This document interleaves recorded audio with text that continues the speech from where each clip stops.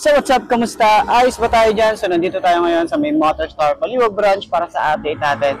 Ngayong araw na to, nakita na rin natin itong Motorstar Easy Ride TBX 150.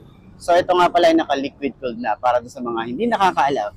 So tara, samahan nyo ako, alamin natin yung presyo at yung specification na ito kung sulit nga ba ngayong 2025. Tara, walk out na natin. Ayos na ayos yan.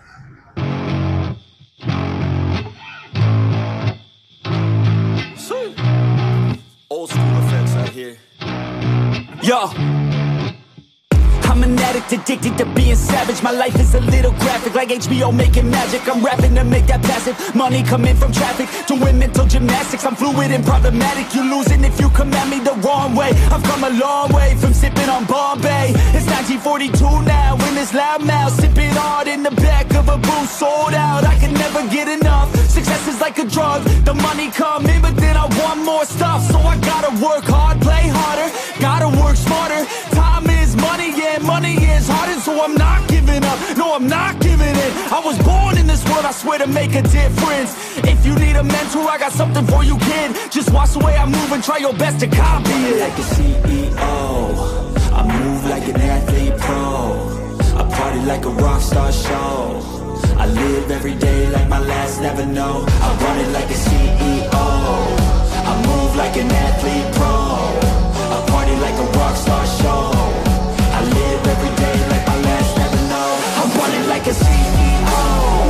I move like an athlete pro. I party like a rock star show. I live every day like my last, never know. I run it like a CEO. I move like. So yun na nga, matagal-tagal na rin tayong naghihintay para sa unit na to, no? Itong Motorstar Easy Ride TBX 150. Ito yung naka-liquid cooled na rin at humahabol si Motorstar pagdating sa ganong quality ng motorcycle tsaka sa forma.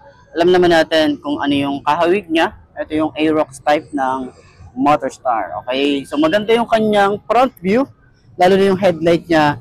Maganda yung forma, naka-LED na rin tayo. Halos lahat ng ilaw na ito naka-LED na rin. Yung ating handlebar is same na same talaga sa Aerox. Okay? So, yun talaga yung parang clone ni Aerox. Itong, kung gusto nyo medyo mababa na presyo, naka-liquid cooled. And, ayan, maganda yung specs. Okay? So, meron din tayo rito panel gauge na digital. Mga switches niya sumasabay pagdating sa quality. Okay? Ng mga switches. So, meron din tayo rito sa compartment natin na USB charging port. Dalawa na rin yan na ordinary USB. Okay? So, ano pa rin tayo dito? Disusi pa rin tayo dito. Malaki yung gas tank natin dito. Mga formang upuan. Okay? And, dito sa side, kita natin na naka-available na. No? Binigay na ni Motorstar yung bracket para sa mga top box natin. So, hindi ka na bibili ng bracket, hindi ka na maghahanap, o hindi ka na mamumblema saan nga ba pwede bumili ng bracket na para dito kung kakasya. So, top box na lang. Ayan, available na po siya. And kagandahan yung ating panggilid. Ang bulking tingnan. Tapos wala na rin tayong kickstart dito. And wala yata tayo rito yung side stand kill switch. So, sana dito lagyan din ni Motorstar. Okay, para dun sa mga additional features lang naman. So, yung ating shock dito, naka-dual shock at meron na rin tayong basa dito. Maporma yung ating taillight dito, kakaiba rin yung design niya.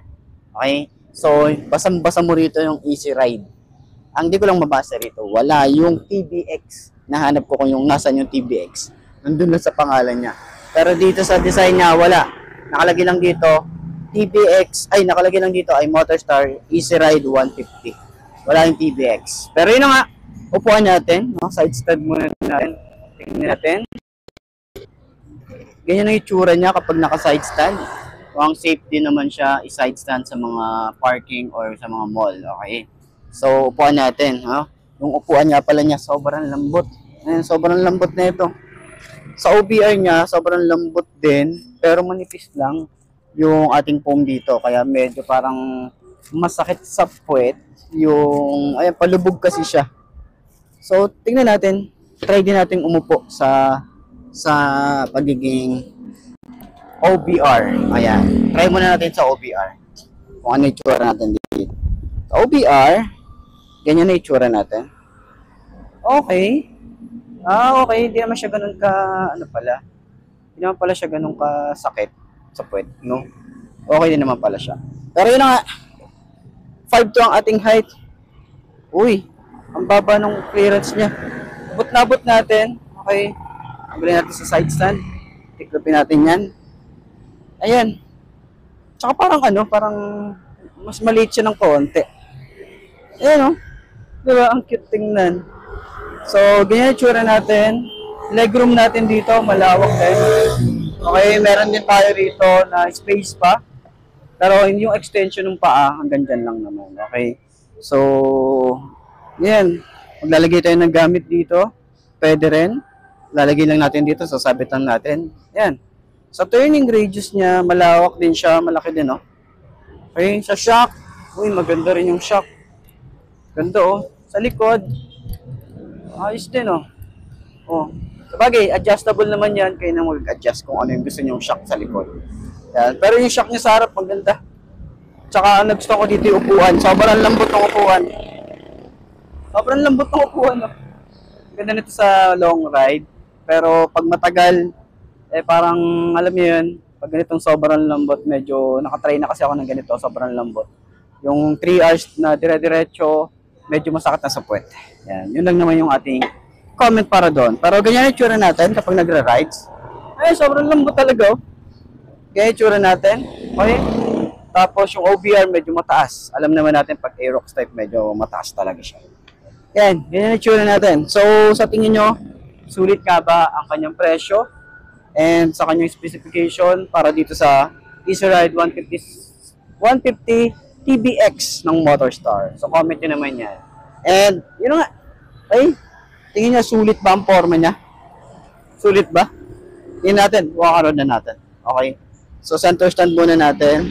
Anong itsura natin dito? Kung magaan ba siya? Madali lang din siyang center stand. Ayos.